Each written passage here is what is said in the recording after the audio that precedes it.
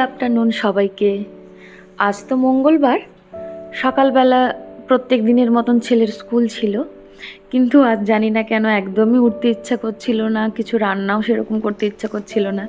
এই দুটো বাসি রুটি আগের দিনের পড়েছিল বাড়িতে, তো পনিরের একটু স্টাফিং করে ক্যাপসিকাম, গাজর, পেঁয়াজ, একটু চিলি ফ্লেক্স, অরিগেনো আর একটু রুটির ওপরে একটু মেয়োনিজ আর সস লাগিয়ে ওই আর কি রেডিমেড একটা টিফিন ফটাফট বানিয়ে দিলাম ছেলেকে।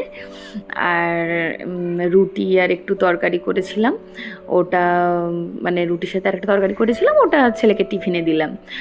আর ওকে স্কুলে সকালবেলা তাড়াতাড়ি করে ছেড়ে দিয়ে এসে আমার বাড়িতে অনেক কাজও ছিল, জানো তো।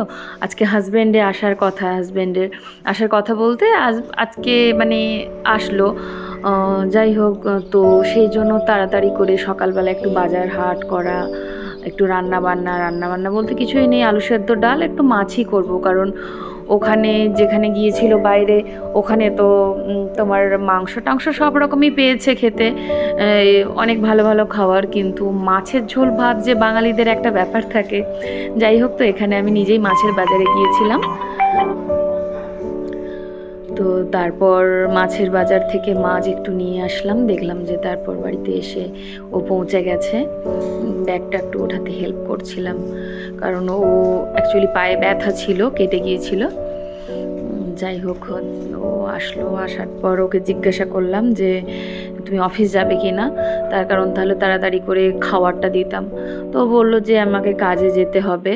তো আমি তাড়াতাড়ি করে এই রান্নাটাই সকালবেলা 12টার ভিতরে করেছিলাম, এটাই ওকে থালা সাজিয়ে দিলাম খাওয়ার জন্য। ও খেয়ে অফিসের জন্য বেরোবে বলে করছিল, এখানে একটু শুয়ে রেস্ট করছিল আর কি, ল্যাপটপে কিছু কাজ করছিল।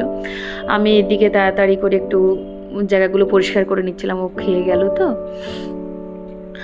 আজ আমাদের মানে সব কিছুই খুব তাড়াতাড়ি হয়ে গেছে, যেহেতু বর এসে তাড়াতাড়ি খাওয়ার ছিল, তো রান্না বান্না এমনিও হয়ে যায় রান্না বান্না, আর আজকে একটু তাড়াতাড়ি করলাম যাতে করে ওকে ওয়েট না করতে হয় কী খেয়েছে না খেয়েছে। এখানে ঘর টরগুলো একটু পরিষ্কার করে নিচ্ছিলাম, লাগেজগুলো সব পড়েই আছে, পরে ওগুলোকে সব খুলবো। টাটা।